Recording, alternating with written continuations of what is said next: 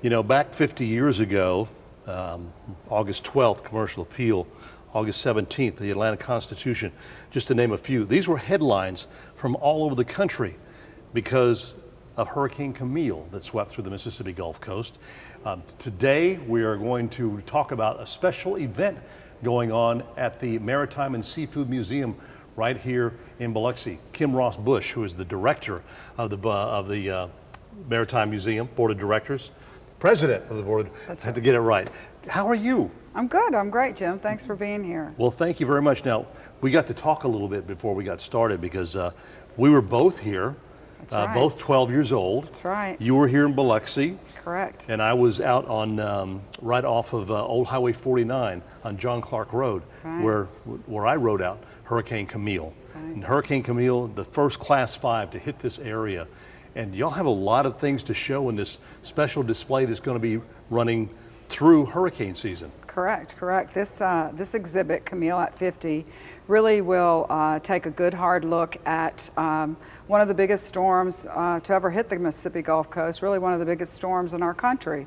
And I think it really is significant because it was a first in many, many ways. And I think as a community and for all of us living here along the Gulf Coast, we learned a lot about not only what happens after a storm, but we learned a lot about ourselves. We did. And the integrity and character that it really takes to overcome tough times.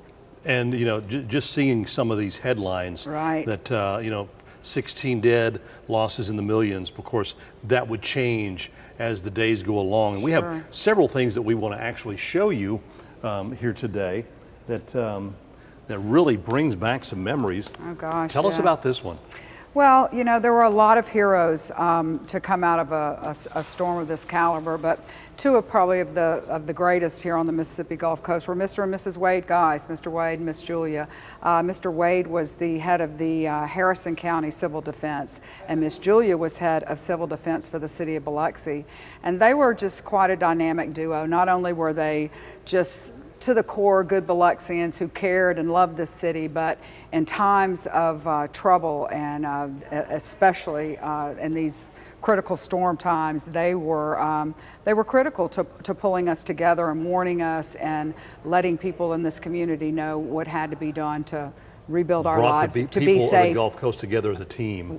No doubt about it. I mean, really no doubt about it. Here's another great headline from the President then Nixon. Daily Herald, That's right. September 8th, 1969. That's right. President Nixon toured the coast and really, you know, showed support for all of us here along the coast and Mississippians to let him know that the country was behind us all, you know, which, you know, you look back to that time where we didn't see that on TV like you do today, you know, because we just did not have the technology or the all the tools to be able to be in the know like it is today. And things like that is what, you know, brought so many people, you know, watching and Sure, everything. Sure. Hurricane toll rises to 128. In the Mississippi Press, that was August 19th. That number would ultimately get to, the official number is 144, but it, like you said, it kept rising as they just were doing more research and discovery, unfortunately.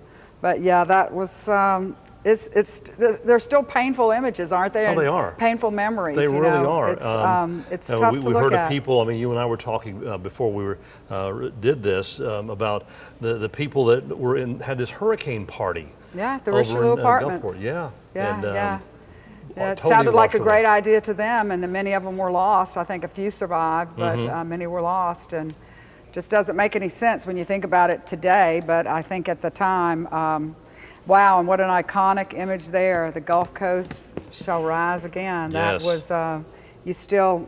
And that was from August 16th, 1989. Yeah, this is 20 years later, I guess, when probably a Biloxi D'Iberville Press did a commemorative piece on the storm.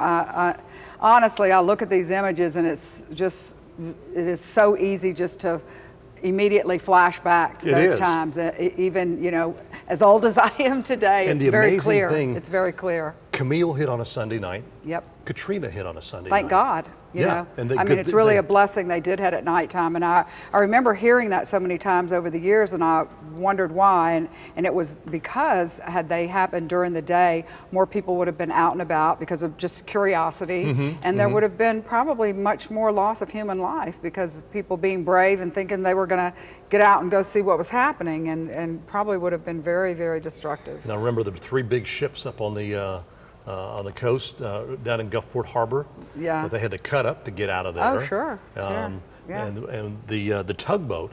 Oh, washed- that ended up staying by the staying up there souvenir shop. It was a souvenir shop, and then Katrina took it away. That's right. That's So, right. Yeah. That was crazy. What are some of the other things that they can expect to see? I mean, you've got a great display in the hurricane room here at the museum, but what are some of the other things that they'll get to see regarding Camille? Well, one thing we did, I mean, the images are just so powerful, and we did a lot of research and worked with probably one of the best authorities on the images of Camille, which is Dr. Charles Sullivan up at Perkinston at the campus, Mississippi Gulf Coast Junior College, who has 550 images from Wow. Camille. So we sorted through 550 images to bring about 40 of the best images that are being reproduced and will be canvas images that will be an incredible pictorial display. But beyond that, one thing that was very, very special occurrence in Biloxi, and I know you and I talked about this, and you will remember the telephone bank, phone bank, that yes. Bell set up People on stood in Howard line to Avenue use it. because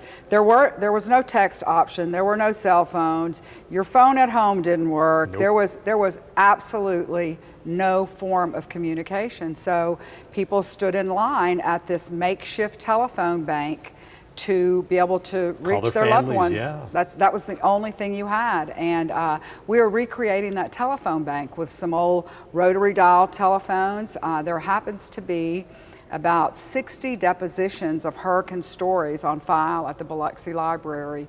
We have had 25, 30 of those narrated and recorded, and when you pick up one of those telephones, you will hear an actual story from awesome. Camille. So it really is going to be quite touching, and where this, I just got little goosebumps, and where this display will be set up, we're doing it that will look very much like how the display was. It was pretty stark. It wasn't pretty or fancy. It was plywood with the phones and a little tarp for a roof. Oh, yeah. And we're going to Remember leave that. the plywood up there, so as people come up and hear these stories, they can write on this wall, and That's they can leave awesome. messages. And it was like what you saw at the Back then. Back then, people would write phone numbers and call me or. It starts June 1st. It runs all the way through hurricane season. The Camille exhibit here at the Maritime and Seafood Museum.